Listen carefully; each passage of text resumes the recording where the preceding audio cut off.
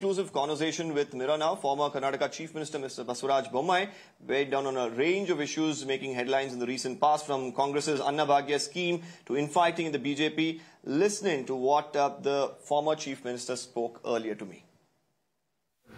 With me is former Chief Minister Mr. Basavaraj Bommai. Sir, you have of course been expressing your concerns about how the Congress will fulfill its promises. Yesterday, Mr. Siddaramaiah has announced that instead of the 5 kilos of rice, in addition to what the centre is giving, that the state was supposed to give as a promise, they are only going to give cash now because they are not able to procure the rice. What do you make of it, sir? See, Congress is really duping the voters who have voted them to power. They are deceiving the entire population of Karnataka. Initially they said they will give 10 kg of rice. So when Government of India under the leadership of Narendra Modi ji is giving 5 kg already in food security, so they have to give 15 kg, that is 5 plus 10. Then they said that we will only give rice and we will give from wherever state, whichever state, even though if centre doesn't give, we will keep up the promise. All this kind of big claims by the Honorable Chief Minister and his ministry has fallen flat. Okay. And now they want to pay the money. Yes, we said that you pay the money, but what is the amount of money? See, for a common pan perspective, and which is under BPL, if he has to get 5 kg of rice, he requires minimum 1 kg, it is around 60 rupees. So minimum 300 rupees is there. You are giving 170. That means you are almost giving only for 2.5 kg.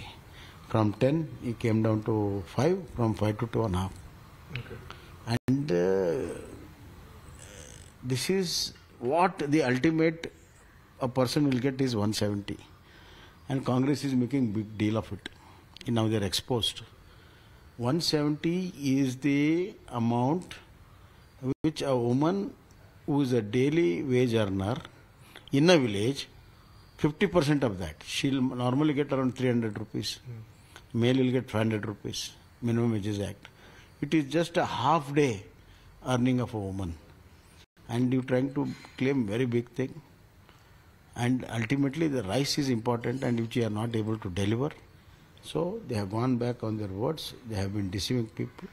It's a doka, not a guarantee. It's a series of doka. They said that they are going to give 200 units. And both the honorables have signed.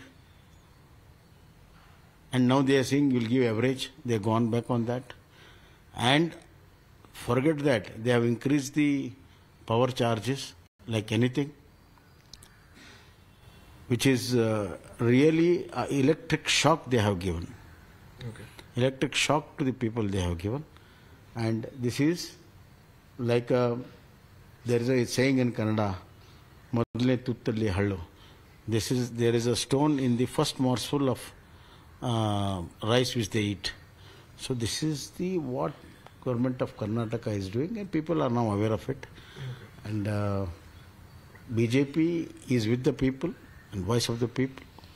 We will take it up in the house and outside the house. Sir, also Mr. Amit Malviya, for a tweet that he had put up, we've seen an FIR being registered here in Bengaluru. The Congress says that it's only justified that this FIR has been registered because it's as, the sections that have been invoked as well is as per what is needed because of the kind of tweets that he's put up. See, I'll tell you, if we go by that, I think there should be more than 1,000 cases to be put against Congress leaders.